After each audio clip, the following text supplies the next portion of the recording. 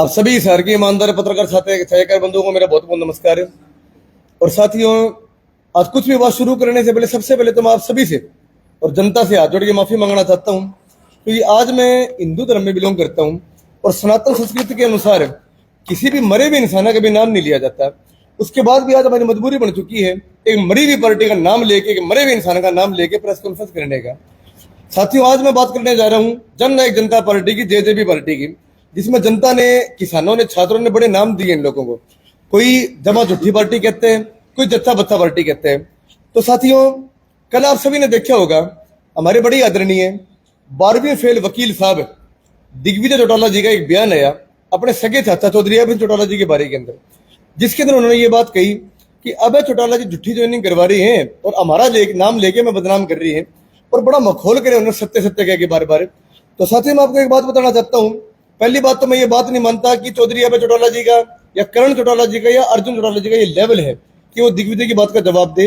इसलिए पार्टी के तौर के ऊपर उनको जवाब देने के लिए यहाँ पे मैं आपके बीच में आया हूँ और बहुत ही टाइम निकाल के आपके बीच में आया हूँ। आप सभी को इस बात का पता है कि 25 तारीख को हमारे जन नायक चौधरी देवीलाल की रोहतक के अंदर एक बहुत बड़ी रैली होने जा रही है, जिस रैली के अंदर लाखों की संख्या के अंदर लोग आएंगे और उसी के लिए हमारे प्रोग्राम चल रहे हैं। लेकिन जो कल दिग्विजय जी का बयान आया कि चौधरी अभय चौटाला जी ऐसे कह रहे हैं कि आपने बलवान फौजी की ज्वाइनिंग करवाई यहाँ रोहतक के अंदर, तो आप झूठ बोल रहे हो, ऐसी कोई ज्वाइनिंग नहीं है। बड़ा उन्होंने मजाक उड़ाया। धर्मवीर फौजी। तो मैं आपको एक बात बताना चाहता हूँ। सबसे पहली बात तो मेरे को एक बात समझ नहीं आ रही, अगर धर्मवीर फौजी आपके आदमी नहीं थे तो आप इतना घबरा क्यों रहे हो, आप इतना डर क्यों रहे हो? मैं आपको एक बात बताना चाहता हूँ, धर्मवीर फौजी जी पहले हमारी पार्टी के अंदर थे और बाद में जन नायक जनता पार्टी के अंदर गए, 5 साल जेजेपी के अंदर रहे और बाद में चौधरी अभय चौटाला जी की नीति भी ने देखी। राजू मकड़ोली जो भारतीय किसान यूनियन के रोहतक के जिला अध्यक्ष थे, राजकुमार पानू जो पूर्व अध्यक्ष थे राहुल गांधी के विचार मंच के, अशोक मलिक जो पूर्व पुलिस अधिकारी हैं और पुलिस अधिकारी के प्रधान हैं, दीपक मलिक 7 बास के एडवोकेट हैं। पूर्व लोगों ने इंडियन नेशनल लोकदल पार्टी में चौधरी करण चौटाला, चौधरी अर्जुन चौटाला, सुनैना चौटाला को सवाल पूछा, उन्होंने एक ही बात कही, डॉक्टर अजय चौटाला हमारे आदरणीय, हमारे बड़े हैं और बड़े इज्जत से हम उनका नाम लेते हैं। लेकिन दिग्विजय के संस्कार यहाँ दिखते हैं। वो अपने सगे चाचा जी को, जिन्होंने उनको राजनीति में कामयाब कराया, जिन्होंने 2014 के अंदर अपनी खुद की टिकट ना लेके, अपनी पत्नी कांता को टिकट ना दिलवा के, अपने भतीजे दुष्यंत को इस बार लोकसभा की टिकट दिलवाई, ताकि जेल में बैठे मेरे भाई डॉक्टर अजय सिंह को ये ना लगे कि चौधरी अभय सिंह तो मेरी गैर हाजिरी के अंदर अपने बच्चों को खुद को कामयाब करने लग गया। नहीं, मेरा भाई कामयाब होएगा, मेरे भाई के बच्चे कामयाब होंगे। उसके बाद उनको सिला क्या मिलता है? उनको सिला ये मिलता है उसके बाद में उनके सगे भतीजे 24 घंटे उनकी बदनामी करते हैं। पहली बात तो हमारा लेवल नहीं है, हमारी बात नहीं है। आज मैं आखिरी बार आप लोगों के सामने इंडियन नेशनल लोकदल पार्टी की तरफ से पीसी कर रहा हूं और मैं ओपन चैलेंज करता हूं दिग्विजय चौटाला जी को, आप कभी भी हमारे सामने या फिर हमारे नेता चौधरी करण चौटाला जी के सामने डिबेट के अंदर बैठ जाएं। अगर हम हार जाएंगे उसी टाइम इस्तीफा देके संन्यास लेके अपने घर बैठ जाएंगे, और नहीं तो अपनी जबान पे कंट्रोल लियो। आप जो बार बार अपने चाचा जी का मखौल उड़ा रहे थे कल, सत्य सत्य सत्य कह के, तो मैं आप सभी को एक बात बताना चाहता हूं, चौधरी अभय चौटाला ने कभी यह बात नहीं कही कि मैं सत्य हूं। उनको सच्चाई और सत्य की उपाधि जनता ने दी है, किसानों ने दी है, छात्रों ने दी है, युवाओं ने दी है। महात्मा गांधी ने कभी यह बात नहीं कही थी कि मैं महात्मा हूं। उनको महात्मा की उपाधि हिंदुस्तान ने दी थी, भारतवर्ष ने दी थी। नेताजी सुभाष चंद्र बोस ने कभी यह बात नहीं कही कि मैं नेताजी हूं। उनको नेताजी की उपाधि दी तो हरियाणा वर्ष ने दी, हिंदुस्तान ने दी, भारत ने दी। वैसे ही चौधरी अभय चौटाला जी को सच्चाई की, सत्य की उपाधि दी है, जनता ने दी है, किसानों ने दी है। और दूसरी बात, एक बड़ी आपको मखौल की बात बताता हूं मैं। देखो, मैं आज आईएसओ का प्रदेश का अध्यक्ष हूं और मैं 15 साल से बड़ा सक्रिय हूं राजनीति के अंदर, छात्र राजनीति के अंदर। हम कॉलेज में जाते हैं और कॉलेज में जाके अपना प्रधान हम बनाते हैं। तो कई बार क्या होता है, कोई बच्चा हमारे पास आ जाता है, बोले हमें प्रधान बनने है, और हमें पता है कि इसका लेवल नहीं है प्रधान बनने का, तो हम उसको आईएसओ का प्रधान नहीं बनाते। वो बच्चा उसके बाद में जाता है एबीवीपी के पास, जो भारतीय जनता पार्टी की छात्र शाखा है, कई बार वो भी नहीं बढ़ाते। बाद में वो जाता है एनएसयूआई के पास, जो कांग्रेस की छात्र शाखा है, वो भी नहीं बढ़ाते। उसके बाद में वो बच्चा जाता है, कई बार आप देखते हो ना, 4 आदमी इकट्ठे होके शाम को अपना संगठन बना लेते हैं और बड़े बड़े वो नाम लिखते हैं अपने, कोई भगत सिंह नाम रखते हैं, कोई चंद्रशेखर नाम रखते हैं। कई बार वो भी उसको प्रधान नहीं बनाते, तो वो बच्चा उसके बाद में इंसो के पास जाता है, दिग्विजय के पास जाता है और 12वीं फेल वकील साहब बड़े आदर मान और सम्मान से उस बच्चे को पटका बनाते हैं, उसको प्रधान बना देते हैं। कई दिन पहले हुआ ये चीज हमारे हिसार का, जो मैंने छोटा से हल्के का प्रधान बना रखा था ISO का, और वही मैंने उस पर दया करी थी, उसको आशीर्वाद मैंने दिया था अपना। वो लड़का JJP ज्वाइन कर गया और वकील साहब ने बड़े धड़ाके से लिखा कि हिसार में इन एल्लो को लगा बड़ा झटका। दूसरी बात, एक चिंटू कैंडी घूमता था फतेहाबाद के अंदर, वो चिंटू कैंडी मेरे को ये बोलिया कि मेरे को जिले का प्रधान बना दे। मैं बेटा तेरी औकात तो है नहीं कॉलेज का सचिव बनने की, तो जिले का प्रधान कैसे बनाऊंगा तेरे को मैं, तुम मेहनत कर, बाद में देखें, कोई बात नहीं। वो चिंटू कैंडी लॉलीपॉप बाद में दिग्विजय के पास चली गया और दिग्विजय ने बड़े आदर मान सम्मान से उसको पटका बनाया और अखबार के अंदर ये लिखा, बोला ISO को लगा फतेहाबाद में बहुत बड़ा झटका और फलाना आदमी हमारी पार्टी में शामिल होया।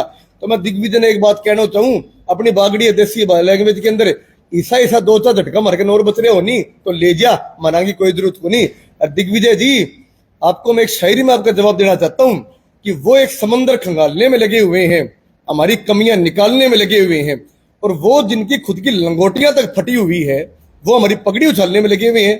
तो दिग्विजय जी, चौधरी अभय सिंह चौटाला जी ने, चौधरी ओम प्रकाश चौटाला जी ने, करण चौटाला ने, अर्जुन चौटाला ने आपके लिए अपना सब कुछ समर्पित करके आपको कामयाब करने की कोशिश करी, लेकिन आप लोग चिंटू कैंडी बन के रह गए, आपका वो लेवल नहीं है। अगर इतना ही आप लोग चौधरी देवीलाल की हितैषी होते ना, तो इतने साल से आपने चौधरी देवीलाल की जयंती क्यों नहीं मनाई? आप लोग लो पुरुष चौधरी ओम प्रकाश चौटाला जी के स्वर सुधारने के बाद ऐसे कहते हो हम इनकी फोटो लगाएंगे। अरे जब तक चौधरी ओम प्रकाश चौटाला जिंदा थे आप लोग खुद उनकी बुराई करते थे। आपके पिताजी हमारे आदरणीय डॉक्टर अजय सिंह चौटाला जी इलाहाबाद के अंदर बाई इलेक्शन के अंदर क्या क्या किया अपने पिताजी के बारे में आप सबको पता है इस चीज का। थोड़े दिन पहले मैं एक सवाल और पूछना चाहता हूं दिग्विजय जी से, थोड़े दिन पहले जो आप बाढ़ पीड़ितों को जायजा करने गए थे और आपकी गाड़ी के अंदर एक कैन पड़ा था, आपको कौन सी एनर्जी ड्रिंक पी रहे थे? जनता जानना चाहती है ऐसी कौन सी एनर्जी ड्रिंक है जो आप पी रहे हो, और सिर्फ 2 मिनट के अंदर अंदर आपने अपनी स्टोरी डिलीट कर दी। तो मैं ये चीज कहना चाहता हूं दिग्विजय जी, अपने दम पे कामयाब हो। आपकी INSO आपकी पार्टी किसी टाइम के अंदर हिंदुस्तान में नंबर 1 होती थी, ये सिर्फ आपकी इन औकातों के कारण जो चीज आपने अपनी करी है। आप लोग आज गर्त में जा चुकी हो, आप लोग खत्म हो चुके हो। और दिग्विजय जी मैं बार बार ऐसे कहता हूं हमें चैलेंज मत करो, अगर आपने चैलेंज कर दिया तो मेरी मजबूरी बन जाएगी। आपके ही INSO के जो पदाधिकारी हैं उनके ऐसे ऐसे सबूत मेरे फोन के अंदर पड़े हैं, उनकी कॉल रिकॉर्डिंग मेरे फोन में पड़ी है, उनके व्हाट्सएप चैट मेरे फोन में पड़ी है, जो दुनिया से उन्होंने पैसे खा रखे हैं पेपर पास कराने के नाम के ऊपर, दलाली करने के नाम के ऊपर। तो दिग्विजय जी अपनी हैसियत के अंदर रहो और आगे ऐसा बयान देने से पहले 1000 बार सोचना।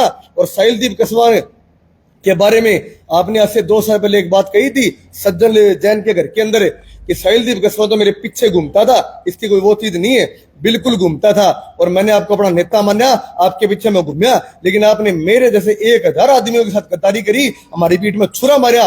मैं आपको ओपन चैलेंज करता हूं, करण चौटाला, अर्जुन चौटाला, अभय सिंह चौटाला, उनका लेवल नहीं आपके सामने आएंगे। मैं कुछ भी नहीं हूं, मैं सिर्फ एक दरी बिछाने वाला कार्य करता हूं। आप सिर्फ और सिर्फ 2 मिनट मेरे सामने बैठ जाओ, डिबेट कर लियो। अगर मैं आपके सामने डिबेट में हार जाऊंगा, वादा करके जाता हूं जनता के सामने, पूरी जिंदगी आपके पैर का पानी धो धो के पीऊंगा और आपकी जी हजूरी करूंगा। और दिग्विजय चौटाला जी अपनी जबान पे लगाम लगाओ, आपके सगे चाचा हैं जिनके लिए 2016 के अंदर बार बार एक बात कहते थे, आज हम जो हैं सिर्फ हमारे चाचा के कारण है, आज उन्हीं चाचा के कारण आपको शर्म आती है थोड़ी बहुत। बस यही बात मैं आपको कहना चाहता था और मैं एक ओपन चैलेंज करना चाहता हूं दिग्विजय चौटाला जी को। दिग्विजय जी आमने सामने बैठो, साथ में आप सभी पत्रकारों के सामने मैं एक बात कहना चाहता हूं, JJP का कोई भी चिंटू कैंडी, कोई भी लॉलीपॉप और कोई भी बाऊ मेरा जवाब देने ना आए, मेरा लेवल नहीं है। अगर कोई डिबेट करनी है मेरे लेवल का आदमी आए, मेरे हैसियत के आदमी आए, मेरे सामने बैठे, मैं डिबेट करने के लिए तैयार हूं। कोई छोटा मोटा चिंटू कैंडी आएगा ना तो मैं कोशिश करूंगा मेरे कोई कॉलेज का सचिव आए तुम्हारा जवाब दे। अब आपके सामने मैं बैठे हूं, आपको जो भी सवाल पूछने आप पूछ सकते हो मेरे से। आपने जैसे बताया कि आपके पास बहुत सारी चैट्स है, कॉल रिकॉर्डिंग है, तो इसका मतलब तो जनता के साथ आप अन्याय कर रही हैं वो चीजें सामने न लाकर। मैं जनता के साथ अन्याय नहीं कर रहा जी, ऐसी बात है। श्री कृष्ण ने एक बात कही शिशुपाल को, इतनी 100 गलतियां माफ करूंगा, तो दिग्विजय की 90 गलतियां मैंने माफ कर दी, 10 गलतियां इसकी और भी बड़ी है। अगर बार बार ये गलती करते हैं तो बाद में इसके सबूत हम सामने लेके आएंगे। दूसरी बात, इन लोगों ने खुद को खत्म कर लिया, खुद ही खत्म कर लिया, अपने हाथों अपने पैरों पे कुल्हाड़ी मार ली।